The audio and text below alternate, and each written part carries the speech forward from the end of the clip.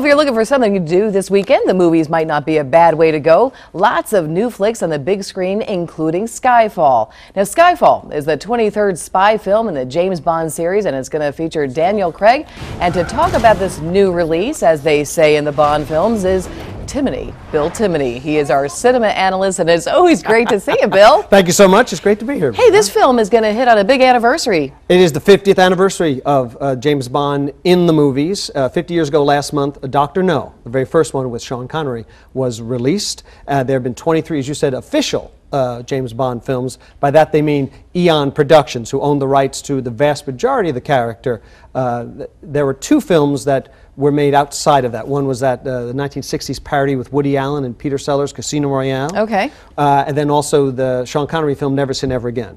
But the other 23 are all part of the official canon, and this is the latest, and a lot of the critics are saying is the greatest. I was reading that. Now, what can we expect in this latest Bond film? You can expect the action and the intensity that Daniel Craig brought to Casino Royale and the one that immediately followed, Quantum of Solace. However, the new director is Sam Mendes, who is a very serious director. I think he won an Oscar for directing American Beauty.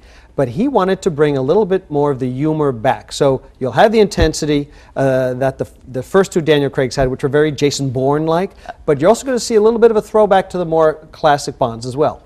Well, yeah, you know, he's got that humor, and that's a part of the intrigue and the fun of the Bond films as well. Let's talk about, you were telling me before, and this kind of threw me, that Cary Grant actually had a hand in some of these earlier Bond films. And I'll explain.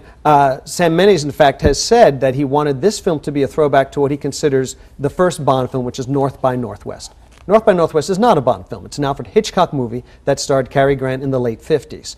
But it's a really interesting choice that Mendes made because it's a conscious effort on the part of the Bond producers back then in 1962. They said, what do we want our franchise to look like?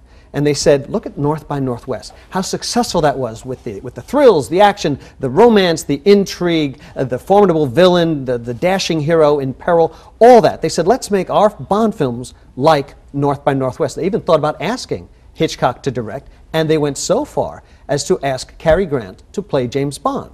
And what did he say? Well, obviously he said no, but what was the reason? He said yes. It turns out the two producers, Harry Saltzman and Cubby Broccoli had gotten married a few years earlier, and Cary Grant had been his best man. So he said, well, let's go ahead and ask Cary Grant, because they wanted somebody who was very British, but at the same time they wanted the American market for the James Bond. I'll tell you something, in the 50s, when Ian Fleming first wrote his books, his first two books were released in America as like Mickey Spillane, Mike Hammer, Pulp Fiction, and they changed the titles because they worried the titles weren't American enough. So Casino Royale and Moonraker became You Asked for It and Too Hot to Handle. Terrible titles for a Bond book. So this time they thought, well, let's get a British guy who's also an American. Cary Grant, Hollywood icon. They thought he'll cover both sides of the Atlantic. They asked him, he said yes. And then they said, no, you're going to make 5 in a row. He went, no, I'm one and done. So that's how they said, well, maybe we should go with an unknown so nobody will ever be bigger than the franchise. Okay. And that's why most of the actors who played the villains, you can't really name. Most of the actresses were not stars. The Bond producers then went for unknowns so nobody would ever be bigger than the franchise. But becoming a Bond girl was a big thing. And then they become big. But right. If they'd hired Cary Grant, then it would have been a Cary Grant movie. All right, I'm going to put you on the spot, Bill. Sure. Who was your favorite Bond? Easily Connery, with Daniel Craig a close second. I'd like to say my favorite villain was Gert Frobe as Goldfinger, but it's one of those wonderful pieces of trivia that the public doesn't realize. You know how when you see Star Wars and you know that James Earl Jones is the voice of Darth Vader? Sure. But you can't really name the actor who was inside the whole mask of Darth Vader? Okay. It was an actor named David Prowse, by the way. The Bond films throughout the 60s revoice most of their actors. In fact, Gert Frobe, everybody knows as Goldfinger. It's the second most famous line in the Bond films. You expect me to talk, Goldfinger? No, Mr. Bond, I expect you to die. Yeah. You're looking at Gert Frobe, but that's not his voice. That's a whole other actor. You know, it's amazing when you look back and you start saying, geez, these films have made as much as made more than Star Wars. They made more than Star Wars, more than Indiana Jones, more than Twilight. They were the Twilight and the Harry Potter of their time. Thunderball, the number 4th one in '65, recently Life magazine made the adjustment for current. It would have made over $1 billion. Everybody went to see Thunderball. Has any series done better than the Bond series? Oh, the Harry Potters. The Harry Potters have grossed more. And there's also fewer films, so you could say that they were more successful. But the Bond films, again, 23 official films, so many knockoffs, so many imitators, they've generated tons of money and an awful lot of excitement and thrills for people at the movies. Well, I'm going to ask you one other on-the-spot question. Sure. What was one of your favorite scenes? I mean, there's so many great scenes to choose from, but what's one of your favorites? Yeah, and it's really hard, but my all-time favorite Bond film is the second one, From Russia with Love.